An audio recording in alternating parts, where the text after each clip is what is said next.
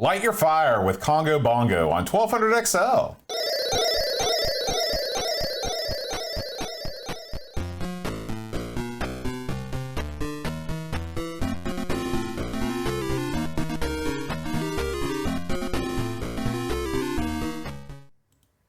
Hi, everybody. Welcome to 1200 XL.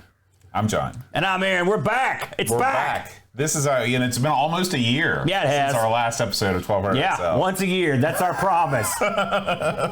Aaron, we're here to talk about Congo Bongo today. What do you think humanity's fascination is with the great apes? Well, they're cool looking. And we know they could, if they took the notion, they could take over the planet. Mm-hmm. We know that. We know that from film. Yeah, Planet of the Apes. Mm-hmm. And because they're stronger, faster. You ever watch a great ape or even a lesser ape or a monkey? You ever watch them swing around or grab? They're like, they got power to spare. They're leaping and jumping. They're crushing limbs and they can hang from their feet. Yeah. They can bust open pineapples and coconuts with their hands. They can't do any of that stuff. They can wear a suit and smoke. Well, they shouldn't, though. Yeah. So that's more of a monkey thing. Really? You don't see a lot of people trying that with a great ape. I don't think they'd go too good. Yeah, that's true. What were those movies that were real popular in the 70s that co-starred an orangutan? Any Which Way But Loose, right. Any Which Way You Can. Right. Yeah, Clint Eastwood. Did you ever see those movies? I did.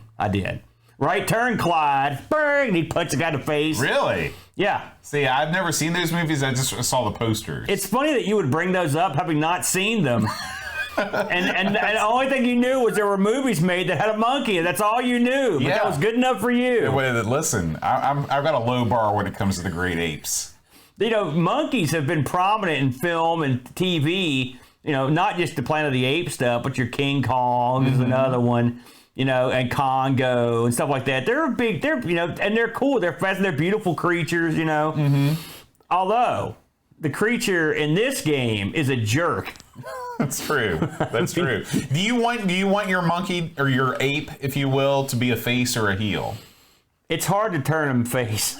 Because you get to the sort of modeling area where they wear they're like a Donkey Kong, even Donkey Kong. Before you know it, they're wearing a tie. Yeah, I like killer apes. In the old days, like the Abbott and Costello days, or they the Three King Stooges. Kong at some point? No, but they had monkeys were a prominent feature in all those shows. There was always an episode, or even in cartoons, where the monkey would have escaped from the zoo and he was running a roughshod in a house or whatever in the middle of the night. But back in the old days, they were much scarier. Now they're sort of comical. It's funny until they grab hold of you. Right. Then they hurt you. So maybe they knew better back in those days.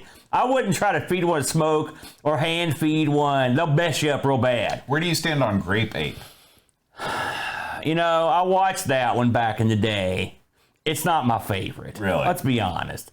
He's a geek. Now, he did have, I believe he had a van full of chicks, as I recall. Yeah. So him and Captain Caveman ran with a fast crowd, So I got to give him that. Yeah. Who had the Teen Angels? I can't remember which, that was Captain Caveman. Was that Captain Caveman, the Teen Angels? So what were Grape Ape's crew called? The Grape Bets. The Apeettes? That's even worse. You don't want that. No, you don't want to hang out with the Apeettes.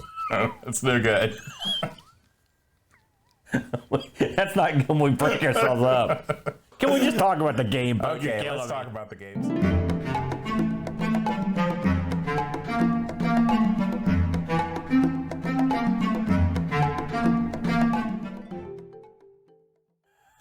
Man, the Atari can pump out the tunes, couldn't it, folks? May not represent actual in-game music. No. So let's talk about the original arcade release of Congo Bongo, okay? Yeah. So when you think about Congo Bongo, you think that this was published by who? Sega, okay? But a lot of people don't know the history behind the developers of this game. Okay. This was coded by an outfit called Ikigami. Oh, man. Ikigami didn't get started with Sega. They got started with their arch rival, Nintendo. Really? Yeah. They first contracted with Nintendo to develop games for their fledgling arcade division. They actually were the ones that were behind Radar Scope. Oh, boy. Believe it or not. And when Radar Scope flopped, yeah, they also inked a deal with Nintendo to work with Shigeru Miyamoto to produce their next game that was going to replace all of these Radar Scope cabinets. Oh, I see. Okay. So they came up with a little game called Donkey Kong. Oh, they came up with Donkey Kong? Yep. Okay.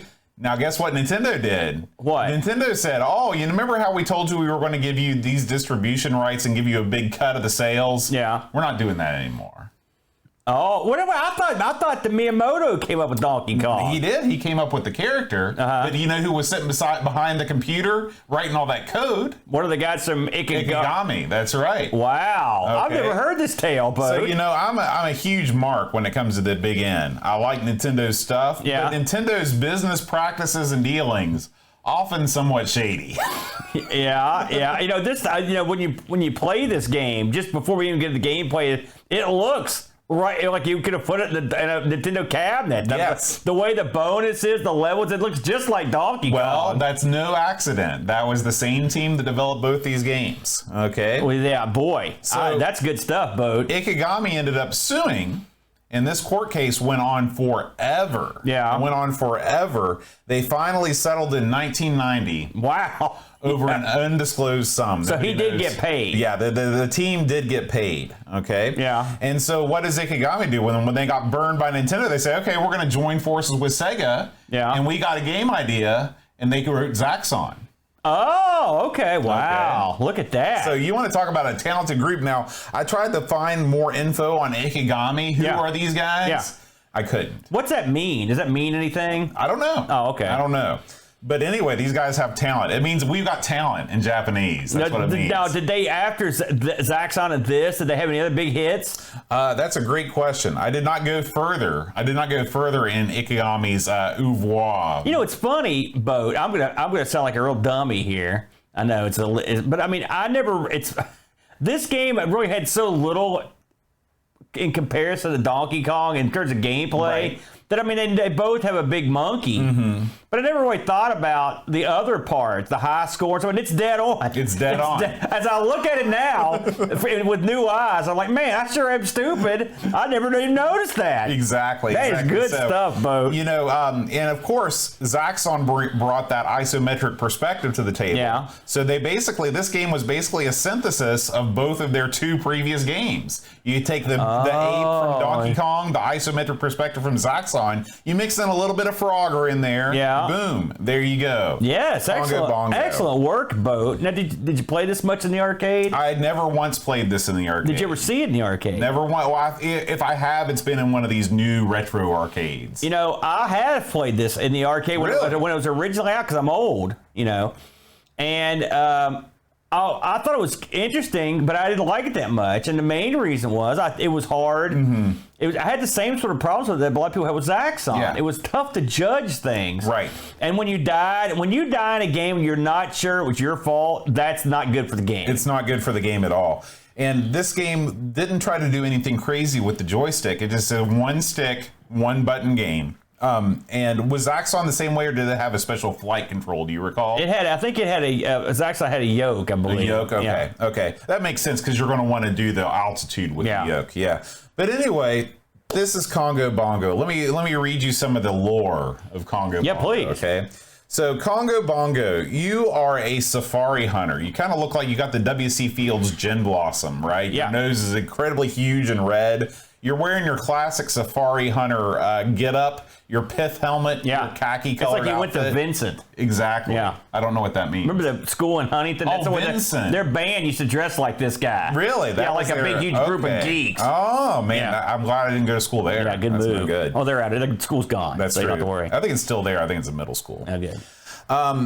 So you are going about your business, and all of a sudden, this damn dirty ape rolls up on you while you're trying to sleep. Yes. And what's he do? He sets fire to your tent. He sets your tent on fire. Well, of course you're going to want revenge. What's this ape doing? Why does he want to destroy you? When I first saw this, I remember, because in Donkey Kong, he took your woman. Right. You have a That's one thing. Yeah. But because he's an animal, too, he doesn't know. Yeah. He likes, she's he's hot. acting on instinct. She's a good-looking broad, right? This is straight up malice. That's right. This is just being a jerk. He comes and sets that dude's tent on fire while he's asleep. Right. That's like attempted homicide. Yeah. So you know what? It's time to go and skin an ape after that happens. That's right. So you are chasing after Bongo across 4 different stages. I'll give you the rundown of the stages. All right. Now this is all arcade. This is we're still in the arcade version. You got stage 1. That's Primate Peak. Is that okay? It's got a name. It's got a name, okay? What you do in Primate Peak is you climb the mountain. Yeah. Okay? Pretty simple. Stage 2, Snake Lake. Yeah, makes sense. Yeah. Yep. You got to avoid the scorpions on the bank, and then there's snakes that were crawling on these islands in the middle. I hate that. Okay? Yeah. Stage 3 is Rhino Ridge. Yeah. Okay? And you got this vast plain, the vast African plain. And there's these rhinos that are just charging at you from the other direction. So this is a game of avoidance in this game. Finally, stage 4 is the Lazy Lagoon. This is what I like to call isometric Frogger. Yeah. Okay. Yeah. They knew what they were doing. Yeah. You're jumping on hippos on the backs of fish, trying to cross this lagoon. Okay. Yes. So when you complete stage 4, there's Bongo. He's asleep next to the campfire. He pays you such little mind. Yeah. He just fell asleep while you're coming to him. Exactly. He had to see you. So what do? It's revenge time, baby. You take a stick out of the fire and you just light his butt up. You set the ape on fire. That's right. Don't call the ASPCA about this game. Well, no, they wouldn't do anything to help this guy. He had it coming. That's true. But I mean, the last scene is pretty funny when Bongo jumps up. He's like, ah! Now, as you talked about before, there are visual similarities here between this and Donkey Kong, mostly notably in the score section. Yeah. The HUD is almost exactly the same. Yeah. You've got the same bonus tick down. It's like on the reverse side. The level indicator is the same, but I wouldn't call this game a Donkey Kong ripoff in the slightest, would you? Listen, are you a guy going to get an ape? Yes. Are there parts where you throw something that's barrel-like at you? Yes. Okay. True. That's pretty much the end of it. I don't think there's any other part of this that's in Donkey Kong in any way. Yeah. Plus, let's pretend they made Crazy Kong, which is exactly like Donkey Kong. I wouldn't have a problem with it. They got screwed. I don't understand that. Right. You got to remember that this is I can just imagine just the program is just steaming as they're writing the code. Yeah. We're going to get Nintendo. Yeah. Now, let's go back to the arcades in 1983. Oh, man, I would. 83 was a huge year. Okay, yeah. 1984, my personal favorite year in the arcades, but 1983 was no slouch. You had your Star Wars, you had your Dragon's Lair, oh man, your Mario Brothers, and your Track and Field. Yeah. Where are you going to put Congo Bongo in that pantheon? Last. It's dead last, unfortunately for Congo Bongo. It's not anywhere near those guys. So this is not one of your this is not one of the all-time greatest hits of 1983. Listen, I'm not here to bury this game. I actually like this game, but it takes a lot of getting used to. It's tough to get good at. I'm not good at it. I'm okay at it. The first level is hard enough. It's by far the most difficult to go through as someone not knowing what's going on with isometrics. Mm-hmm. And so picking it as the first level, I know why they did it because it's so impressive, but it's the hardest level to navigate, I think. Yeah. It's not the hardest level to complete, that's for sure, but it's the hardest to navigate. And so in terms of that, yes. But I mean, it's a fun game, but it is very different than Donkey Kong. Yeah. Donkey Kong takes pinpoint, like platforming. This isn't even it's not a platformer. I don't know what it is. It's like you said, it's part Frogger. This is something like a Gorf, where they just took different areas of different games and just kind of blended them together. I will say, I mean,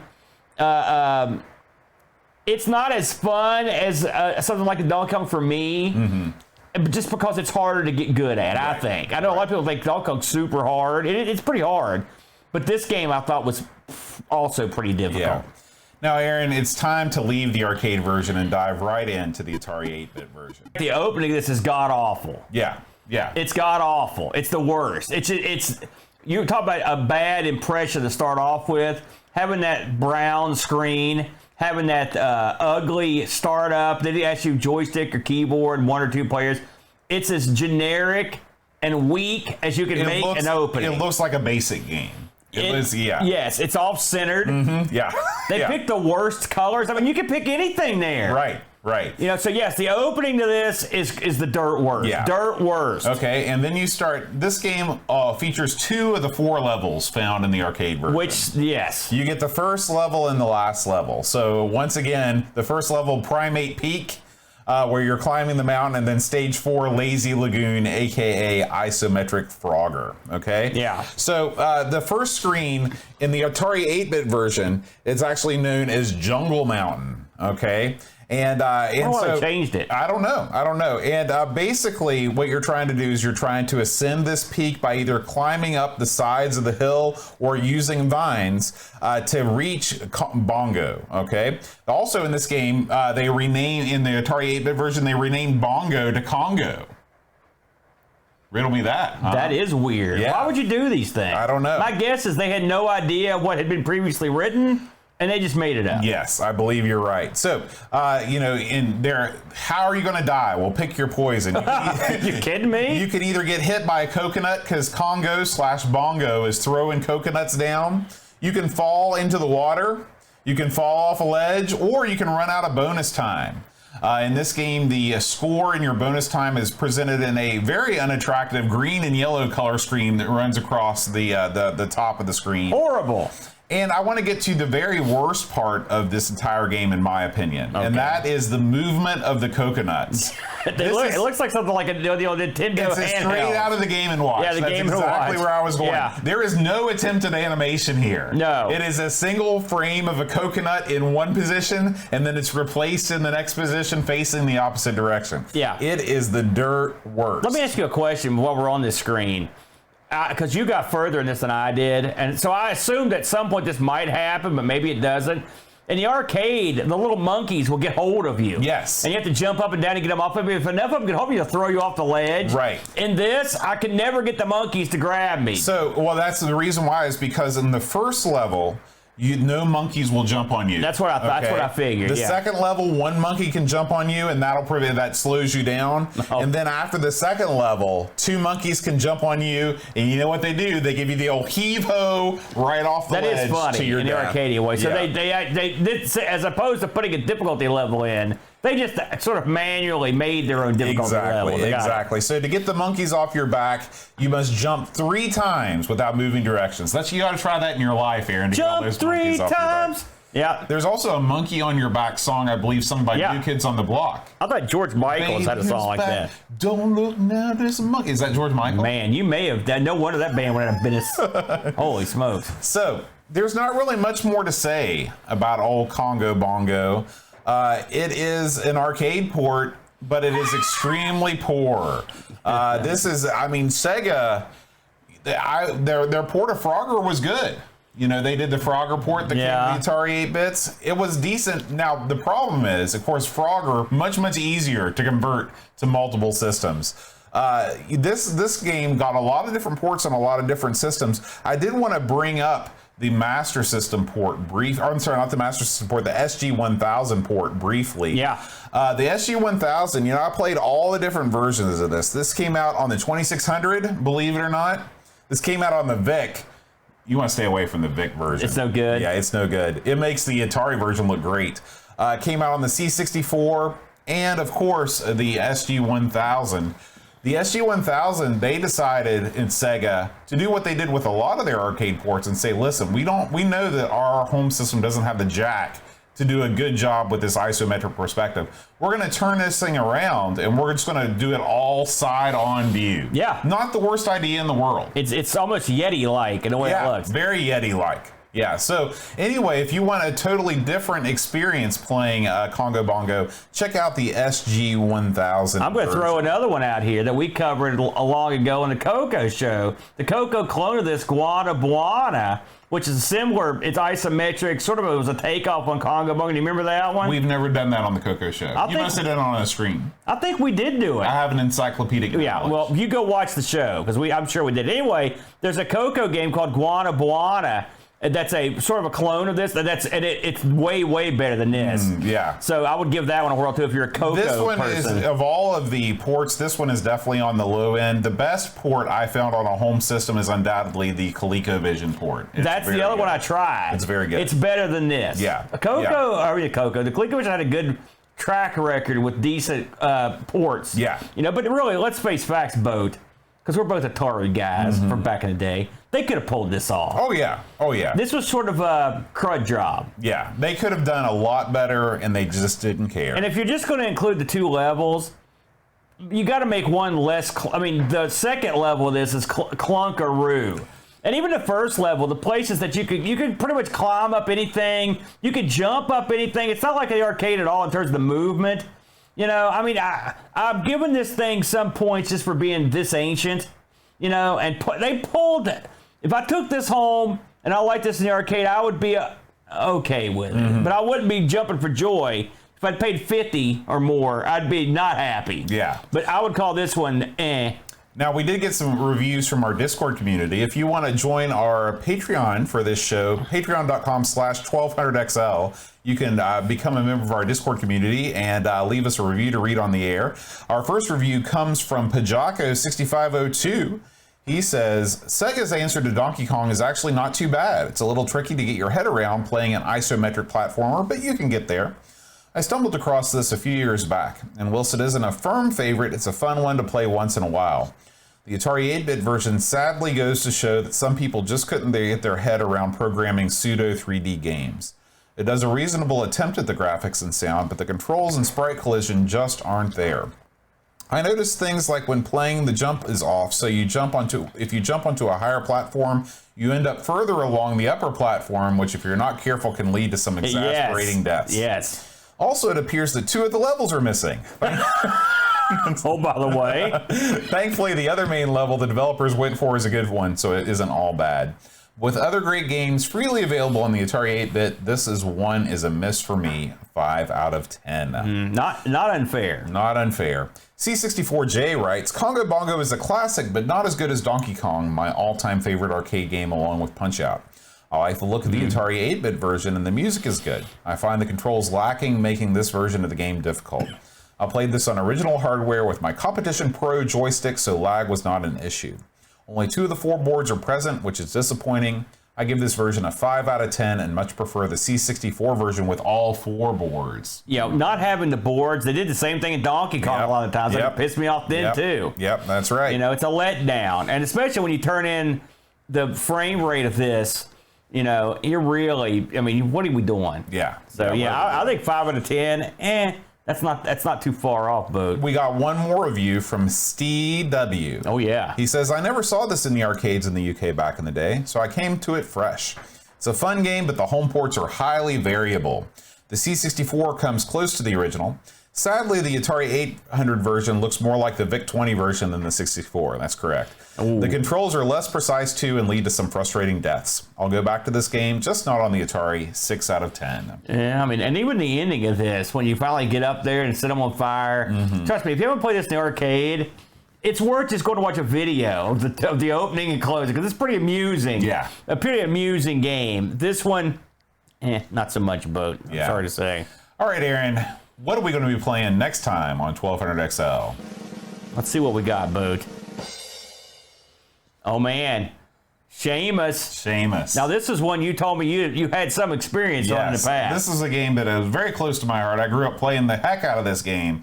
I look forward to going back to it to see if I'm any better at it. Have you played any Seamus? I have this for the Coco. Oh. If you can believe. In fact, I've got an actual box copy of this. Cool. So maybe I'll break it out. This is another Synapse software game. The same folks that brought you Blue Max. Yeah, it's gold. Yeah.